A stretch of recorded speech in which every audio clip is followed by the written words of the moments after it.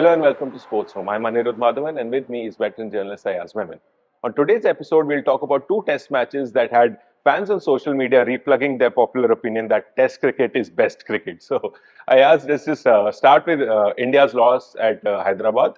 Uh, it looked like the last episode when we shot, it was after the first day's play, and it looked like with Yashasvi Jaiswal Bazballing the Bazballers, it looked like India would uh, cruise to a dominant win, breeze past England. But how the tables turned and England under Ben Stokes and this whole Bazball era, Ollie Pope scored a brilliant 196, and Tom Hartley, who looked like he was not ready for for this level in the first innings, he took 7 wickets in the second innings to hand India a very rare loss on home soil. And so, what did you make of India's performance? I mean, look, I'm still flabbergasted, Anirudh. How do we lose after taking a 190 runs lead? 190 on an Indian pitch with spinners like Ashwin and, Jadeja, Akshar Patel, and don't forget, there's also Jasprit Bumrah, who, to my mind, was the pick of the Indian bowlers. And, I mean, a little unfortunate that he ends up on the losing side, no other fast bowler got a wicket. I mean, Mark Wood didn't get a wicket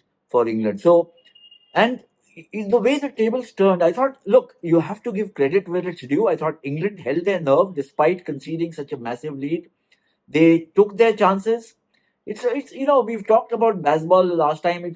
There are eccentric kind of dimensions to it. Sometimes there are outrageous dimensions to it.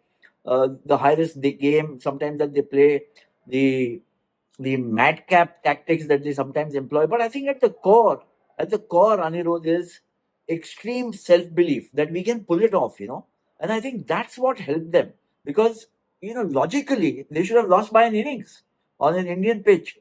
And when they were 163 for 5 or something, it seemed like they might not lose by an innings, but they'll certainly lose. And then there's this dramatic turnaround. They get a lead of 230, and India end up, losing by 28 runs. It's one of the most astonishing results that we've seen. Of course, there was the other match being played in Brisbane where the West Indies cut the ground from under the mighty Aussies. But that apart, I'm saying for India, it just puts in the series, puts India on the back foot because now they will know, the English team will know that we can tame these guys even in India, while India will be under a psychological disadvantage. So the balance, the equation has kind of shifted very dramatically away from India. I'm not saying this is the first match of the series. There are 4 more test matches to go. But it's been an outstanding performance by India and a poor performance. I mean, it's been an outstanding performance by England and a poor performance by India. Yeah. So just to play devil's advocate a bit, the last time England were here, also India lost the first test by more than 200 runs, if I remember, with Joe Root scoring a double century. But do you seem to think there's an overreaction to this loss, or do you see it's just that Indian fans are so used to winning at home, or do you think something's deeper with this loss? I mean, look, the overreaction, as you might call it, is consonant with the kind of passion that overflows whenever India plays. There's so much hype around India. So when you don't do well, obviously there'll be a lot of criticism and a flack and big bats coming your way. You have to, take it on the chin. I'm talking on behalf of the players now or for the players. But what worries me, Anirudh, there is a pattern which is emerging. I mean, yes, you're right. In 2021, we won after losing the first test. We won all the other matches. So by no means is the series surrendered. But look at what's happening in high pressure matches. India is not doing well. Whether it's the WTC final, which we lost, whether it's the World Cup final, which we lost, whether it's the match we lost in South Africa, one test match. Yes, we came back and kind of redeemed the situation a bit by not losing the series. But to lose the first match so badly in South Africa was also telltale. And what's emerging is that somewhere there is no, how do I put it? There's no solidity to India's performance when the pressure becomes a little more. Then the opposite team is trying something else, something different. Travis Head butchered us in the World Cup final, and we saw in South Africa. I mean, a very good team, but not a great team, South Africa, even if they're playing at home. We lost there. Now we've lost at home. So they need to arrest this. I think Rohit Sharma and Dravid and some of the others who are in charge of the team, they need to arrest. They need to make sure that there's a turnaround in this pattern. Yes, we were handicapped to the extent that Virat Kohli was not playing, but that does not take away from the fact that this Indian team was supposed to kind of sock it to the, to the English team in the first test, and especially after scoring 436 in the first innings, getting a lead of 190. Good Lord, I can't even now I'm bewildered. So yeah, let's move on to the other side of the world with another, like you mentioned, another enthralling contest. Which like we spoke about Shamar Joseph, this quick bowler from West Indies, in the last episode, 2 episodes ago, after the first test, where he got a fifer, and he looked really impressive doing that. But now he's gone ahead and done it with a bruised toe. He took 7 wickets in the second innings to hand the West Indies their first test victory in Australia in 27 years. So how important is this test victory for the West Indies and for test cricket? Well, I think very, very important. I mean, when you look at both these matches, it's the underdog coming good. Underdog upstaging the big teams, the big guys. Australia being beaten at Brisbane by a team which was a rag and bobtail team, if you ask me. So many. It's a rookie team. So many newcomers, including Shamar Joseph, who had only 2 test matches. This was his kind of debut series.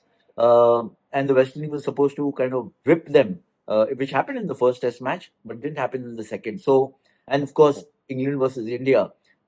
England not as weak as it appeared with the West Indies, but again, missing somebody like Harry Brook, and then looking completely, as a squad, looking incomplete.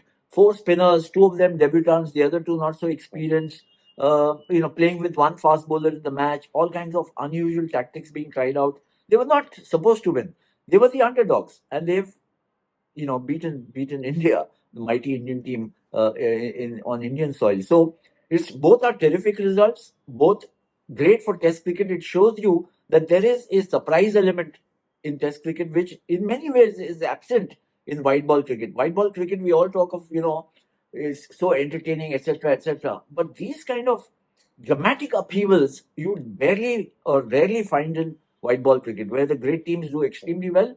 I mean, yes, there are matches which go against conventional logic even in white ball cricket. But where do you get this kind of drama? This was enthralling. And for both matches to be played or finishing on the same day with so many similarities, one bowler getting 7 wickets in Australia, another bowler getting 7 wickets in Hyderabad. One is a fast bowler, the other is a spinner. Ollie Pope, look at the kind of knock he played, Anirudh. The only comparison I could draw was with Kevin Peterson at Mumbai in 2013. When Kevin Peterson made 186 and hammered the Indian spinners on a turning pitch. And then Monty Panesar and Graham Swan bowled out India. Now, that was the turning point of that series. They went on to win the series, England. Whether that is the case here, we'll have to wait and see. But it's great to see West Indies. There's been such a universal lament about West Indies cricket over the last 20, 25 years, how badly they've slumped. Some of their players, key players, opted out of this tour, including Jason Holder. For some reason, somebody like a Shimron Hetmeyer didn't get into the squad for whatever the politics of the reason being in West Indies cricket. So for it's just so encouraging to know that there are some players around. And what I liked about Shamar Joseph after the match and all the celebrations that happened, he says, you know what, how much money I'm offered, I'm going to play Test cricket because that's what I value the most, which is so great coming from a youngster. And I'm sure if you ask Tom Hartley and some of these guys, they will put a premium and a priority on 5-day cricket, which is so wonderful to see. Yeah, which is what I wanted to end with. So, lastly, I'll just say that India and England still have 4 more tests to play, but that's not the case with West Indies in Australia. It was a 2-match series which ended in a draw 1-1. Ideally, there should have been one more match, as there should have been with India South Africa. But that's where the financial aspect of it comes in, and everyone's heading towards T20 leagues because that is where the money is. But do you think the tests like these, the 2 that happen, especially the West Indies Australia one, do you think that offers hope that there will be 3, 4, 5 test series between teams that are not the big 3? Yeah, I mean, look, it's more than hope. I mean, hope, of course, but also it offers scope. We now know what is possible. Yeah. But look at what's happening. The reality is that teams like Bangladesh, Zimbabwe, Afghanistan, Ireland, and now even the West Indies, they're all test playing nations. And they get scant attention now. The whole thing has been engulfed by the big 3, which is India, England, and Australia. And then at the next level, you'll get New Zealand, Pakistan, and South Africa. But the others are, I mean, when was the last time you remember that Bangladesh and Australia played each other? And Australia is refusing to play Afghanistan for a political reason. Now, how long can you push that? So if they're not going to play Test cricket, if they're not going to be engaged by the big teams, then they can't make money.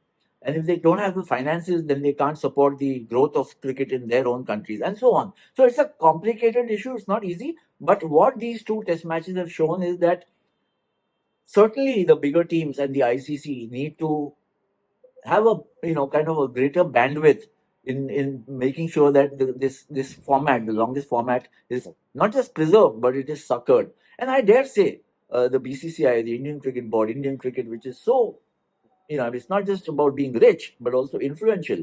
We should be in the vanguard of supporting this thrust to making Test cricket far more available to teams from other countries. Yep. And like we said earlier, there are 4 more tests between India and England, and we'll come to you with the next episode before we'll do a preview of the second test. And that's it for this episode of Sports Room. We'll see you next time. Thank you, Anirudh. Take care. Bye.